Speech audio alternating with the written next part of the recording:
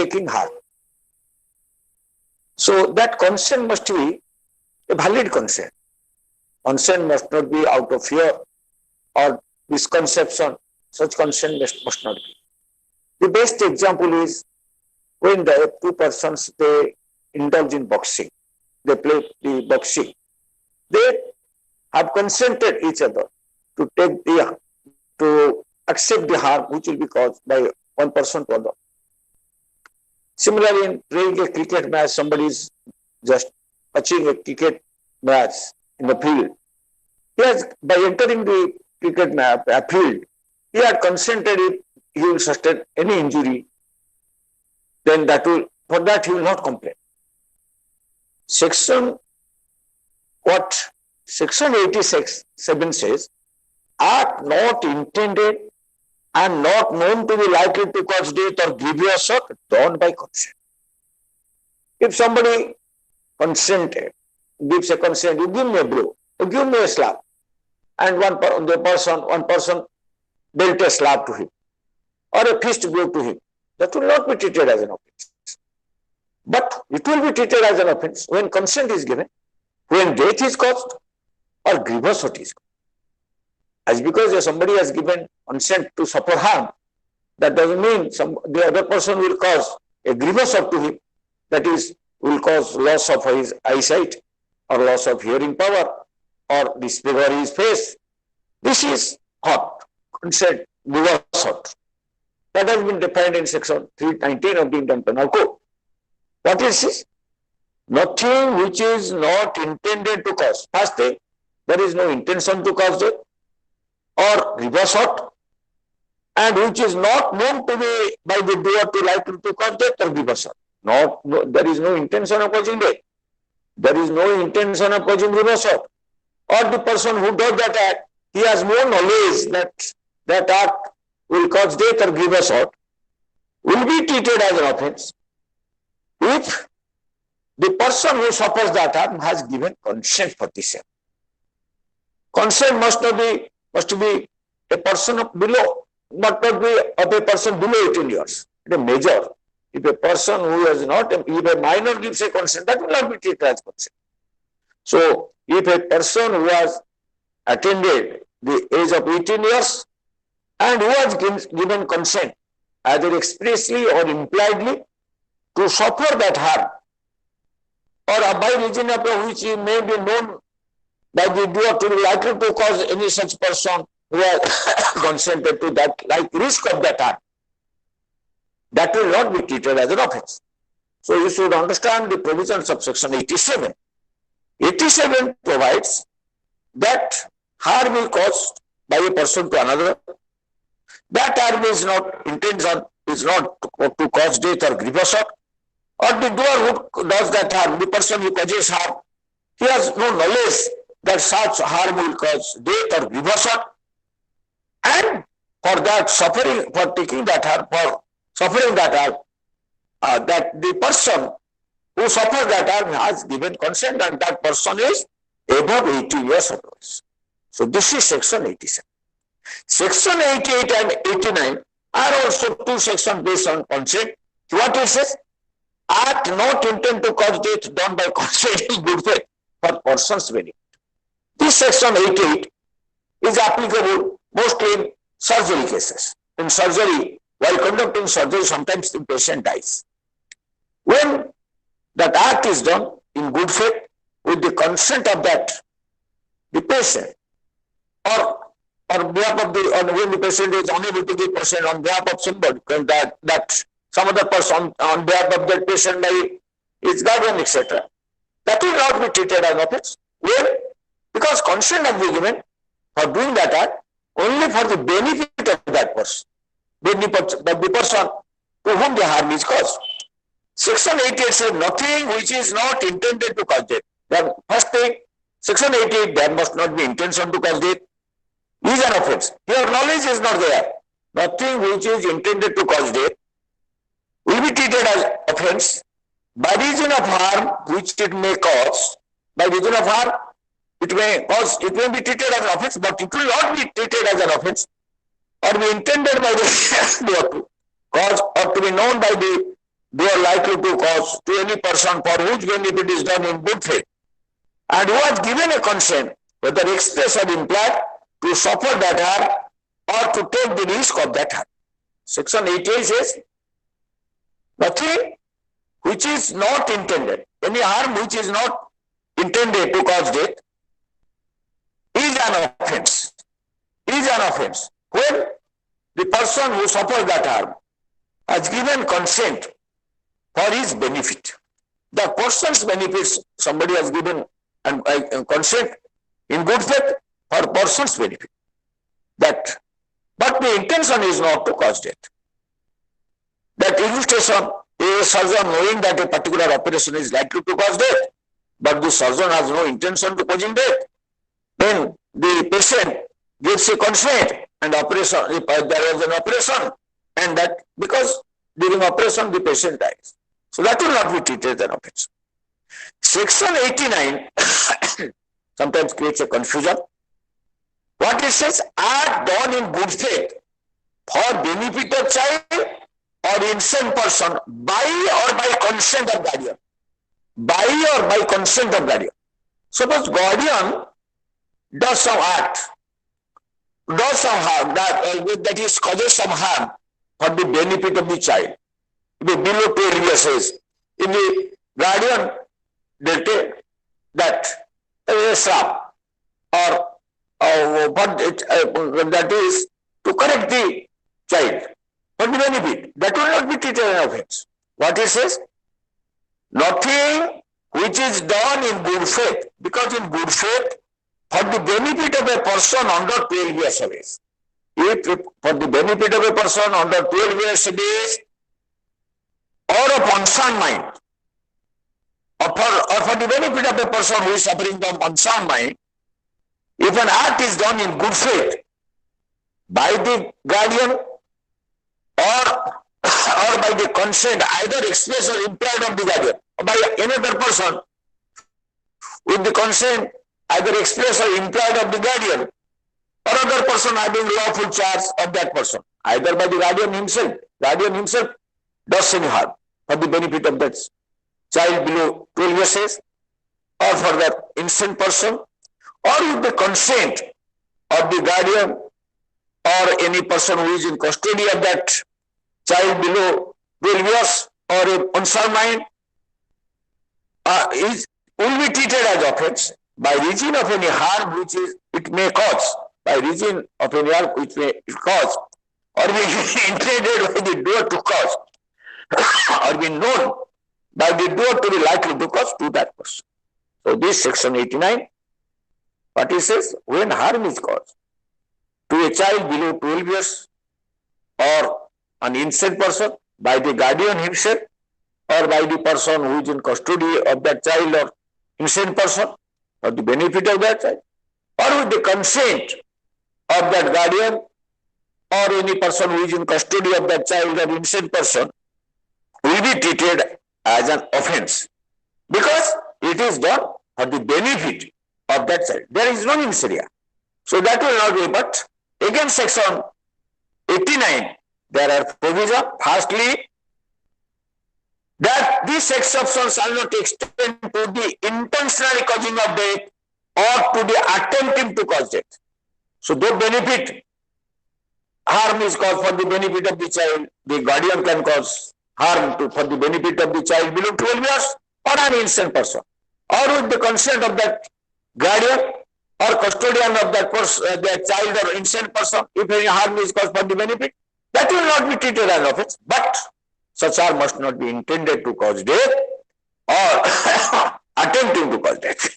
Secondly, that this exception shall not extend to the doing of anything which the person doing it knows to be likely to cause death. Even harm is the person who causes harm, he knows that it is likely to cause death, then this exception will not be applicable for any purpose other than the preventing death. Likely to cause death, that preventing death. Suppose guardian gives consent for an operation to preventing death of the child or an innocent person, then the exception will be applicable. But this exception will not be applicable when consent is given by the guardian or the custodian of the innocent person to causing death unless such consent or unless such consent has been given for preventing that person's death or grievous hurt, or the curing of any grievous disease or infirmity, or the curing of the minor or the insane person from any grievous disease, grievous infirmity, such a consent is given. So then the exception will be. So this second says, this exception shall not extend to the doing of anything which the person doing it knows to be likely to cause death.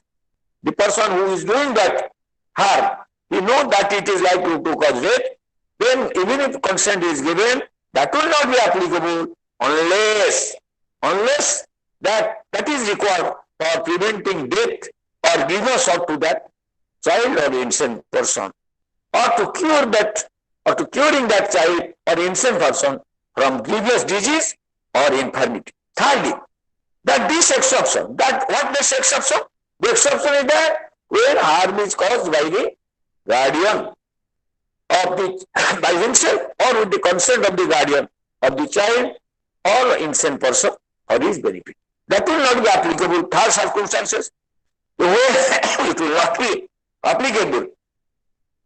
Extend to voluntary causing grievous hurt, not when that harm causes voluntary grievous hurt or attempt to cause grievous hurt, unless it for the purpose of preventing death or grievous hurt. Only for preventing death or grievous hurt, if the death or grievous hurt is caused, then that this exception will be applicable, or the curing of any grievous disease or infirmity. Fourthly, that this exception shall not extend to the abatement of any offence, to the committing of which offence it will not extend. If for committing of an offence, this exception will not be applicable, but then this exception will also not be applicable for abatement of that offence.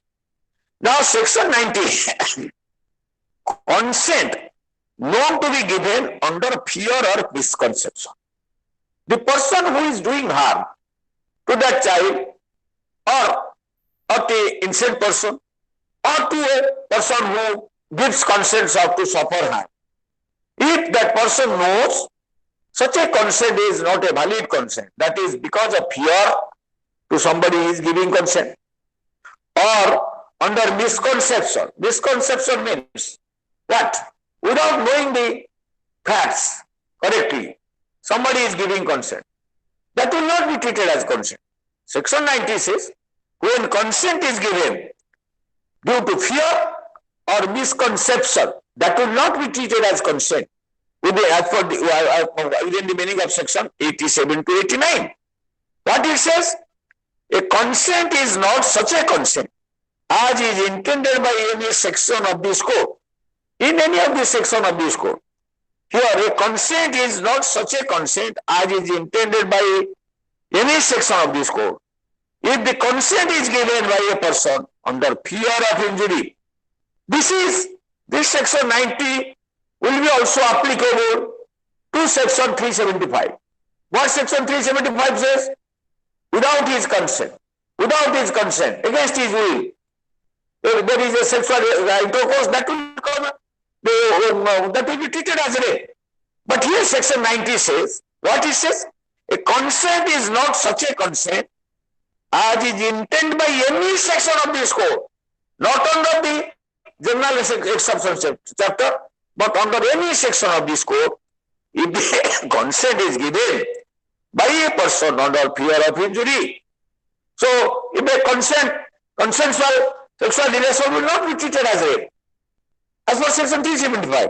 But section 90 says, if that consent will not be a proper consent, if it is caused due to fear of injury or under a misconception. If you like that misconception, somebody, if the wife believes somebody to be her husband, but the person who is keeping sexual relation is not the real husband. So there is a misconception. So that will not be treated as consent. So as per section 90, consent, you should consent. What is valid consent? That has been defined in section 90. What it says? Because it is not confined only to general exception chapter. It is this section is 90 is applicable to other sections. Why? Because in any of the code, what has been provided, a consent is not such a consent as is intended by any section of this code. The consent as whenever in any of the section of the code there is a consent. If the consent is given by a person under fear of injury or under a misconception of the fact, and if the person doing that act, besides and two requirements, consent is given by fear of injury or misconception of facts, and the person who is doing that harm, he knows or has reason to believe that the consent was given in consequence of such fear of injury or misconception of fact. So that will not be treated as consent. So similarly, consent of innocent person, if the consent is given by a person who from unsoundness of mind, suppose an innocent person has given consent, that will not be treated as a valid consent. If the person who is suffering from insanity or intoxication is unable to understand the nature and consequence of that to which he gives his consent. But if a person is under intoxication, even if voluntarily or involuntarily, if because of his intoxication he or she is not in a position to know the nature and understand the nature and consequence of the act, and he has given a consent, or he or she has given a consent, that will not be treated as consent. This consent will also, this section will also be applicable in case of rape. So the woman under intoxication, without knowing the consequence, nature and consequence of the act, gives a consent for sexual relationship, then that will also be treated as a rape because it is not a valid consent. Because section 90 says, what it says? Consent of innocent person or the intoxicated person. If the consent is given by a person from unsoundness of mind or intoxication, he is unable to understand the nature and consequence of that to which he gives his consent, unable to understand, then consent of child, unless the contrary appears from the consent context. If the consent is given a person who is under 12 years of age, that means if a child below 12 years of age, when he or she gives consent, that is no consent. That is no consent under any of the provisions of, under the Indian Penal Code. Because similarly, there is an exception if a in section rape, consent below 15 years, that will not be treated as consent. So here, section, these are the consent. Section 87 to 90 are very, very important provisions. You should know what is consent.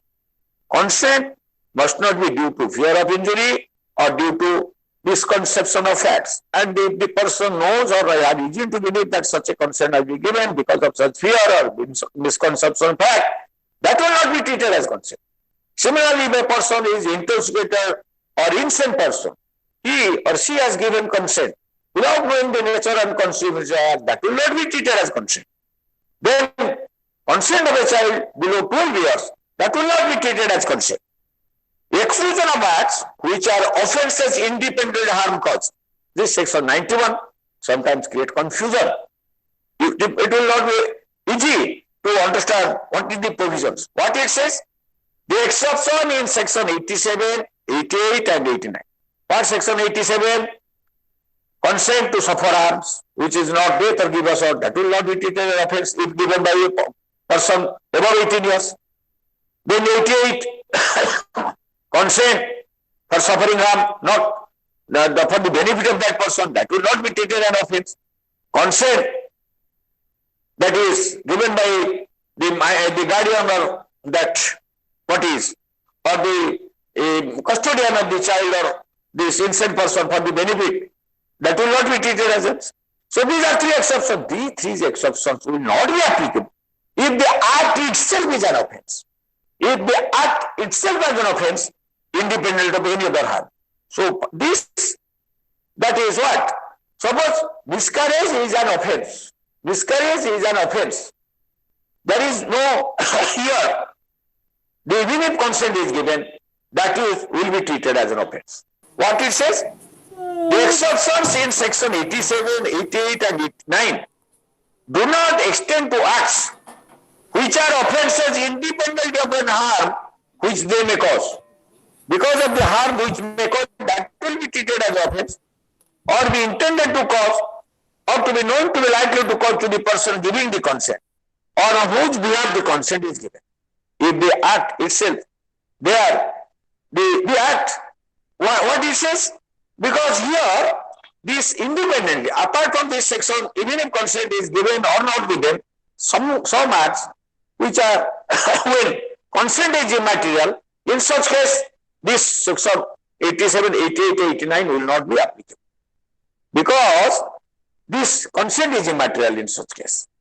Because only consent is immaterial. When there is no such a provision is there, what?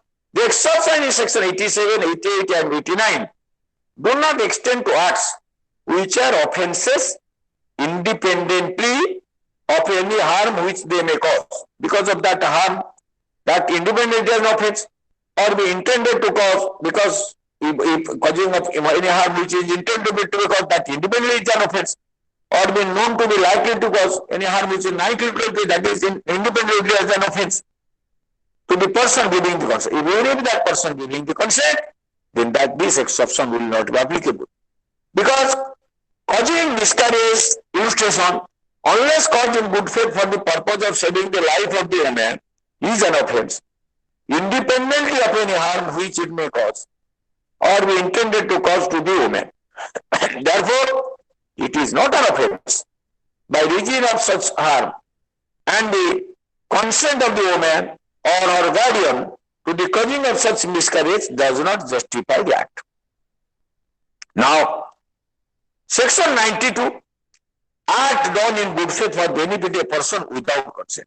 In certain cases, obtaining consent to save somebody's life, or to causing harm to save somebody's life is not possible. Suppose a person was rescued from the highway and he was in this unconscious state. He is not in a position to give consent. The doctor treating the patient, treating the injured person, finds that immediate urgent operation is required. For that, nobody is available to give consent. No custodian. So in such case, even if he does an act in good faith to save that person's life, then that will not be treated as an offence as per the provision of section 92. What it says?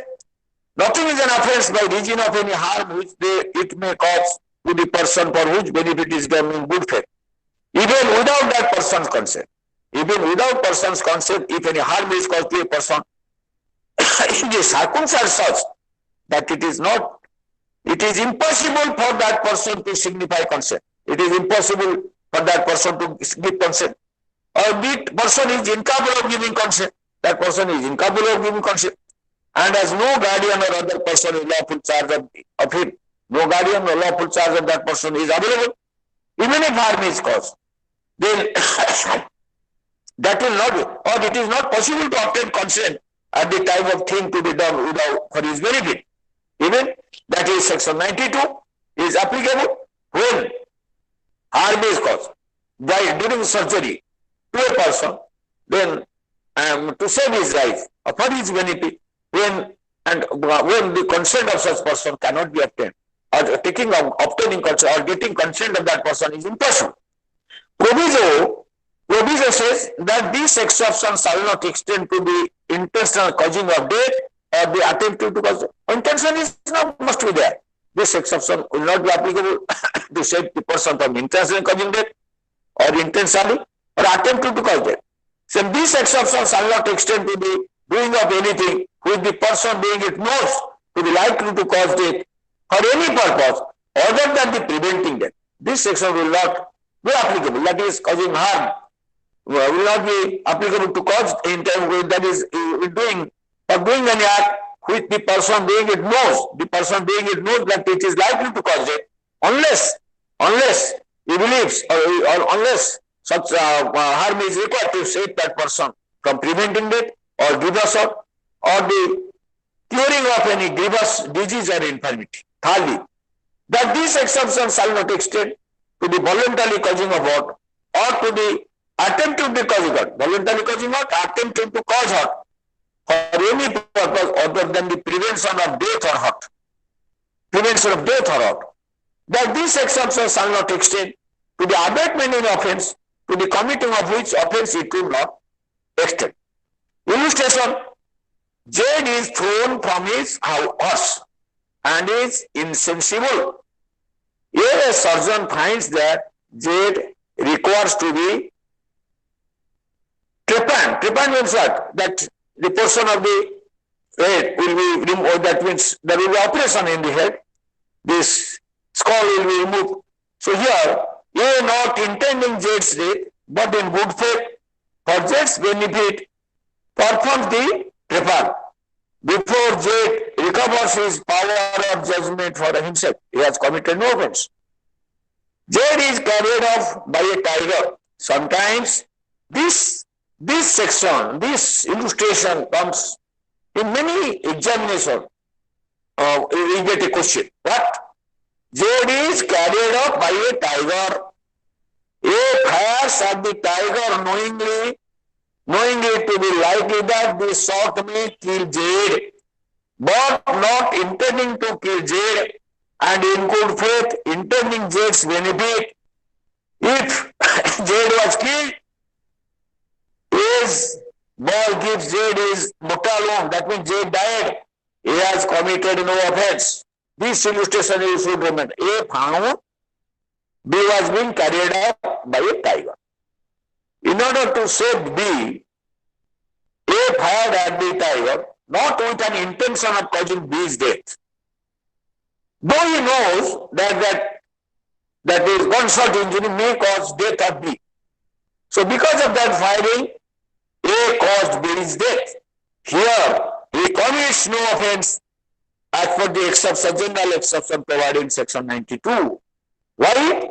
Because the consent is, there is obtaining consent in the circumstances is not possible. Because the harm is caused to that person with an intention, that is for the benefit of that person. Benefit of that person. Only to save him from death, preventing his death. So this illustration you should remember, you should understand. In most of the examination you get a direct question in this illustration. Even in DCS examination such a question is put. A saw B was being carried up by a tiger.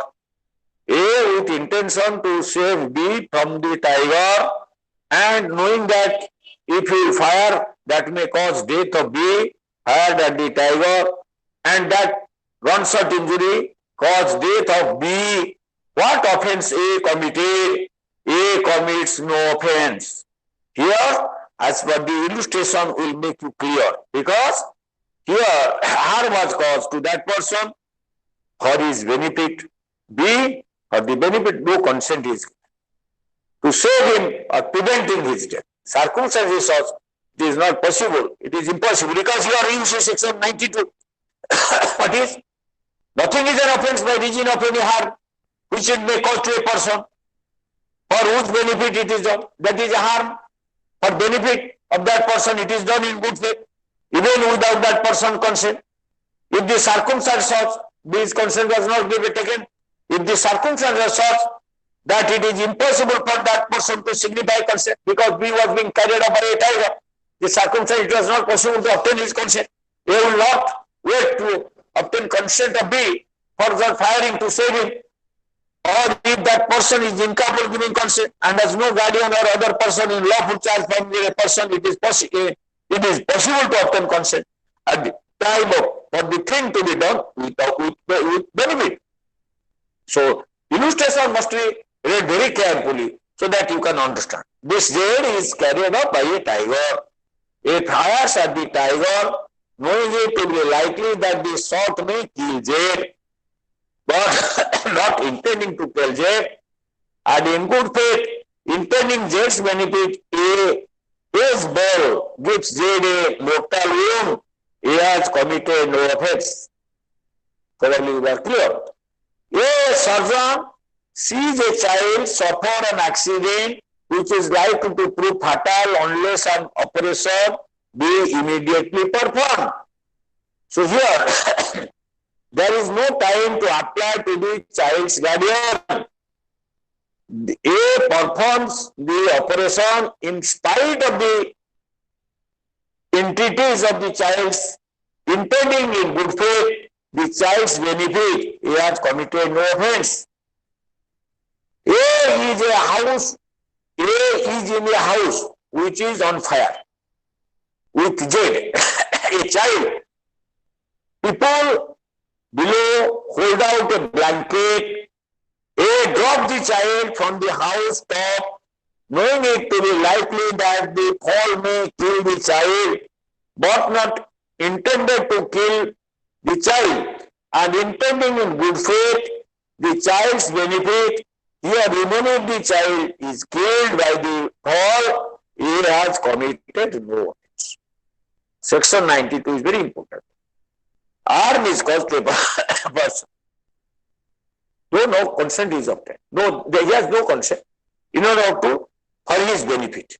That is harm, but such a harm must not become with intention of causing death or grievous hurt. Or that is that the exception shall not be applicable to anything which the person knows it is likely to cause, unless such harm is required for preventing that person from death or grievous hurt. Or thirdly, that this exception shall not extend to the voluntary causing of hurt or to the attempted cause of for any purpose other than the preventing of death or hurt. This will not be applicable to the abatement offense of the committing of which offense it would not extend. This is section. Now section 93, communication in good faith. That will not be treated as an offense. Suppose X, a doctor, informed in good faith to Y that he is suffering from cancer or is suffering from this a very serious disease. Thereby he suffered some mental agony or he died. And that will not be treated as an offense. Communication in good faith. What it says? A communication made in good faith, no communication made in good faith is an offense by reason of any harm. If communication is made given to by one person in good faith to another person, because of such communication, if somebody sustains some harm to the person to whom it is made, if it is made for the benefit of that person, if it is made for the benefit of that person, such a communication is made, and if because of such communication somebody suffers harm, then that will not be treated as an offense. Illustration says, a surgeon in good faith communicates to a patient his opinion that he cannot live. He cannot live. That he is nearer to death. The patient dies in consequence of the shock. So he has committed no offense, though he knew it to be likely that the communication might cause the patient death. 94. Act to which a person is compelled by threats. Sometimes, because of threat of another, a person commits certain act. That will not be treated as an offense because he did not commit that act voluntarily. Suppose a gang of dacoits forcibly took a blacksmith with them and threatened him to kill and forced him to break open the lock. And because of fear of death, that blacksmith broke open the lock and thereby facilitated the dacoit. So here he commits no offense. So, but if he has voluntarily associated with them, or in such case, if they threaten, so that will, this exception will not be applicable. Section 94 says, act of which a person is compelled by threat. Because of threat of somebody, person is compelled to do something. But that threat must be either to cause death or grievous hurt to that person, not mere hurt. If somebody says, I will beat you, you come with me and do this. So that if for that, if somebody commits an act, so this general exception 94 will not be. But if somebody at a gunpoint threatens somebody to commit certain act, he does that act, then that will not be treated as an offense. What it says? Section act to which a person is compelled by threat, except murder. Except murder. If a person threatens another person to commit murder by showing a gun and he causes murder, so this general exception will not be applicable. This section 94 will not be applicable when murder is committed. Except murder, except murder, and offense against the state. Two things, except murder and offense against state punishable with death. Two exceptions. This section 94 will not be applicable to the offense of murder or offense of state punishable with death. Nothing is an offense which is done by a person who is compelled to do it by threats, which at the time of doing it, reasonable cause the apprehension that instanted to that person will otherwise the consequence. Only threat is that the apprehension is in the mind of that person, there will be instant death to him if he will not commit that act.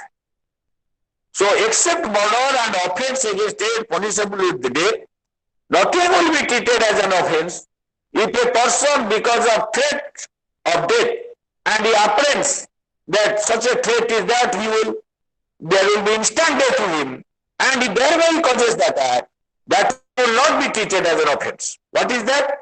Except murder and offense against the state punishable with death, or not in prison life. Except murder and offense against state punishable with death, nothing is an offense which is done by a person who is compelled to do it. If a person, because of compulsion of doing, which at the time of doing it, again at the time of doing it, if somebody threatens you that you do some act tomorrow and otherwise I will kill you, then this section 94, at the time of doing that act, the person who does that act, that reason causes the apprehension that the person who does that act, he has a reasonable causes an apprehension that instant death to that person will otherwise be the consequence. Provided the person doing that did not of his own accord or from a reasonable apprehension of harm to himself, sort of instant death, because provided the person doing the act did not of his own accord, suo motu, or from a reasonable apprehension of harm to himself, sort of instant death, place himself in the situation by which he became subject to such constraint. Because if that person voluntarily joins a gang of dacoits, or his own accord he was there, and thereafter he was threatened to commit certain act, so this general exception will not be applicable. Expansion 1. A person who of his own accord or by reason of a threat or being beaten joins a gang of dacoits, knowing their character, is not entitled. Because own accord, simply threatening is not enough. A person by his own accord or being threatened or by beaten, he joins with the gang of dacoits, he is not entitled to the benefit of the exception on the ground of his having been compelled by his associate to do anything that is an offense by law. This is section 94. Now, expansion 2 says, a person seized by a gang of dacoits, possibly taken and forced by threat to instant death, forced by threat of instant death, to do a thing which is an offense by law, but not murder, which is an other offense, but not law. For example, a smith compelled to take his clothes and to force the door of a house for the dacoits to enter into that, under it, is entitled to the benefit of this section. Section 94 says, if any act is done by threat of instant death at the time of doing that act, then that will not be treated as an offense. After that instant death of that, not instant grievous it is not. Instant death will be immediate consequence, and then he commits certain act, that will not be treated as an offense. But even if threat of instant death is there, he commits murder, then this general exception, this exception will not be applicable. If he commits any offense against it which is punishable with death, then that will not be applicable, even there is threat of instant death to that person. Then, second, that the person must not have asserted himself in any manner, at his own accord, or through reasonable apprehension of harm to himself, sort of instant death. So, because of his own accord, he obtained reasonable apprehension. That is section 94. 95 is things that is act causing slight harm. Act causing slight harm. Suppose in the morning hour, you might have seen some person plucking flower from the garden of another. So, though it falls within the definition of theft, but that will not be treated as an offense because it's trifling act, trifling a slight harm. It causes a slight harm. If police will act on all those complaints, then it will not be possible on the part of any court or in the police to complete his duty. Because that is a slight harm. Suppose you are passing on the road, that somebody drove his car with a high speed, there was this mud that fell on your dress. So that may be a slight harm. What is that? Act for which normally no criminal action should be taken. What it says? Nothing is an offense by reason that it causes, by reason that it causes or that it is intended to cause or that is known to be likely to cause any harm, if that harm is a so slight, harm is of a so slight that no person of ordinary sense and temper would complain of such harm. No person of ordinary sense and temper would complain of such harm. That is, this is of a slight harm. Then suppose somebody took a drop of ink from the ink pot of another to write. Somebody's pen is there, somebody took that pen for the purpose of write. So that will not be treated as an offense. It is such a slight harm is caused that no man of ordinary prudence sense will make a complaint. That is section 95. 96. Things done in right of private defense. That is from 96 to 106, the right of private defense. What is a private defense? So everybody has a right to defend his own body, his own property, and also the body of another and the property of another. Sometimes a confusion may come that how a person has a right to defend the property of another. Yes, law says that is the right and the right of private defense. Not only of his body, body of another. This is right of private defense. Because this private defense, why? Why this right of private defense? Everybody, I am the first defender of my body. If somebody is coming to cause harm to me, I have the right to defend my body. If somebody is coming to cause harm to my damage to my property, I have a right to what? To defend my property. Because it is a natural right of everybody. This right is not only available to the human being, but this right is available with the animals also. If you go to beat an animal, immediately animal reacts. Just possess, so that you will be afraid of not to beat that animal, not to cause harm to that animal. This is a natural right. As a human being, man is also like an animal, and he has every right, because if this right of private defense will not be given, then there will be, the state cannot provide police to each and every individual to guard his body and property. The private person, if the first right is given to the private person to defend his own body and property, this is called right of private defense. When this right of private defense is available, when it is not available, you must know. Right of private defense is available when somebody is apprehending immediate danger. Once the danger is gone, then this right of private defense is lost. When it is possible to take the help of the police to defend your body or property, then this right of private defense is not available. So this section says, section 96 says, nothing is an offense. What it says? Nothing is an offense which is done in the exercise of right of private defense. Right of private defense of the body and property. Section 96 says, nothing is an offense which is done in the exercise of right of private defense. Exercise of the right of private defense. Why this right of private defense is given, you understand? Because the person will not wait in every case to take the help of the police to protect him and his property. And it is it is not within the resource of the state to provide police to each and every individual. This right of private defense, this right is an instinct right, is a natural right with everybody. not only with the human being, but also with any creature on this earth. Even if you go to extract honey from a beehive, the bee attacks because the exercise is right of private defense. If somebody goes to catch a snake, the snake, that comes to attack. So this right of private defending somebody's body, the first primary, instinct right, natural right of a human being. So this has been recognized in this Indian Penal Code. So that effort for every individual, no police will be given to protect, to guard everybody. So this right of private defense is available. So that's why section 96 says, nothing is an offense which is done in exercise of right of private defense.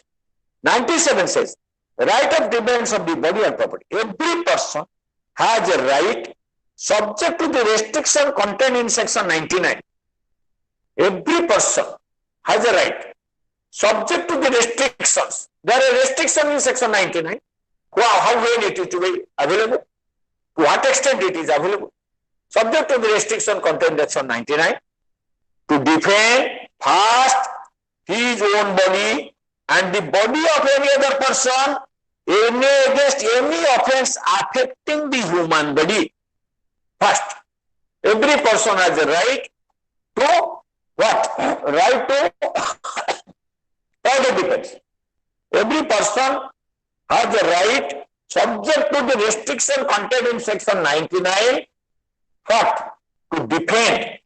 Not defend his own body and the body of any other person against the offense against affecting human.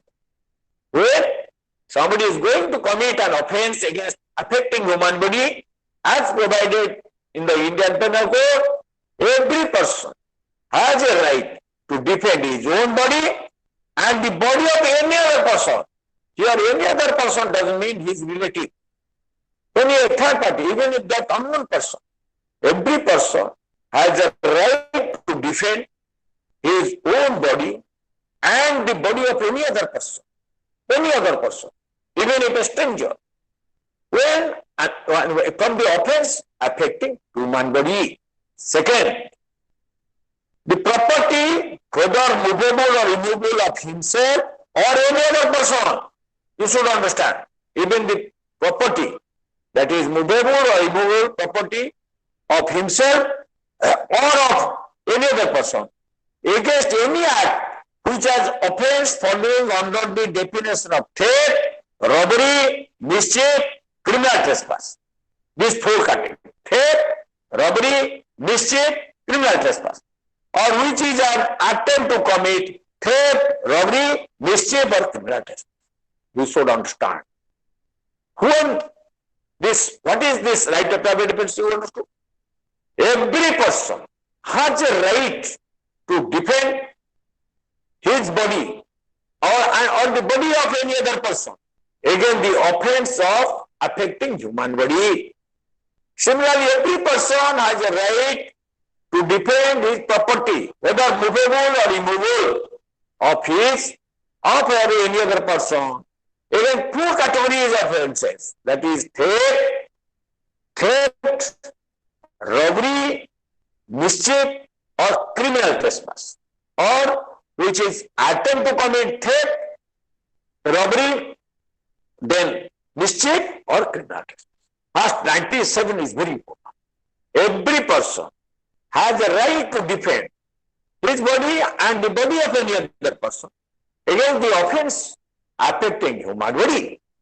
Similarly, every person has a right to defend the property, whether movable or immovable property of himself or any other person against the offenses of theft, robbery, mischief, criminal trespass, or attempt to commit theft, attempt to commit robbery, attempt to commit mischief, or attempt to commit criminal trespass.